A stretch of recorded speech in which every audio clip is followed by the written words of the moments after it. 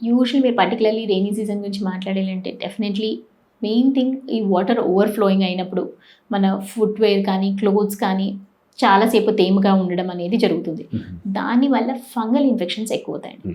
కామన్‌గా వేళ్ళ మధ్యలో కంప్లెయింట్స్ చెడినట్టు అవ్వడము, ఒక తెల్ల పొరలాగా ఫామ్ అవ్వడము అలాంటిది ఎక్కువగా చూస్తుంటాం. అండ్ ఏంటంటే చూడడానికి ఒక చిన్న చెడిన ఏరియా లాగే ఉంటుంది. కానీ డయాబెటిక్ పేషెంట్స్‌లో ఇది సెకండరీ ఇన్ఫెక్షన్ అయిందనుకోండి సెల్యులైటిస్‌లోకి వెళ్తాయి. సో కేవలం ఒక చిన్న ఇన్ఫెక్షన్ లాగా ఉన్నప్పుడు ప్రాపర్‌గా యాంటీ ఫంగల్ వాడితే మనం చాలా వరకు ఈ ప్రాబ్లమ్‌ని కంట్రోల్ చేయొచ్చు. ఇంకా నెక్స్ట్ ఏంటంటే తడి బట్టలు ఎక్కువసేపు ఉండడం వల్ల కూడా చంకల్లో కానీ, గజ్జల్లో కానీ తామరలాగా కనిపిస్తుంటుంది.